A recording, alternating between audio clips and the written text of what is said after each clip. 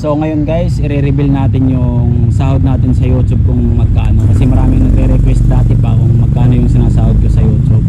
Pero ngayon, medyo maliit na yung nasahod ko kasi napabayaan na dahil sa trabaho ko.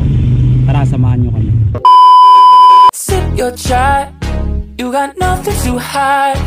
Yeah, your future's so bright, so just smile like there's no one watching. Early morning on a Saturday, wake up, time to get it started. No one's gonna get in your way, no one's gonna leave you broken hearted. You don't need nobody else, everyone knows you're doing well, so well, yeah. Not a worry in the world, you ain't scared of nothing. You a boss kind of girl, you got all you wanted. Earned yourself a quick break in the morning. If someone tells you otherwise, give a warning. Don't let yourself be restrained. Own yourself and just walk away. Away, yeah, yeah. Just one look in your eyes. A few moments later. So ayan guys, dito tayo sa 7-Eleven ngayon magwe-withdraw. Titignan natin yung laman ng ATM natin. Gusto ko rin ipaliwanag sa inyo na yung sinasahod ko ngayon sa dating mga video ko pa yun kasi pinalitan ko yung content ko, wala nang masyadong views ngayon.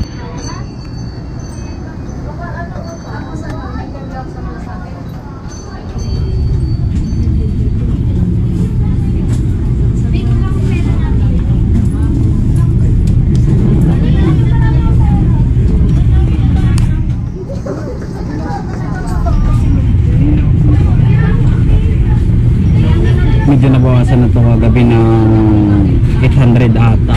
Yung 800 ata yung nabawas sa gabi.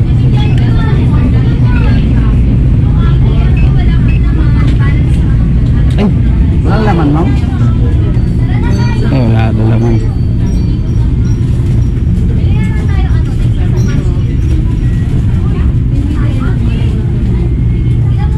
Hindi tayo makakapag-withdraw.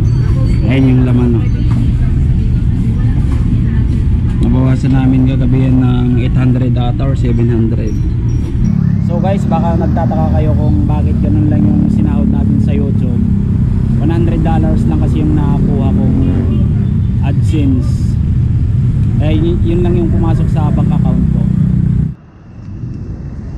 So ayan guys, dito na tayo mismo pumunta sa Alan Bank.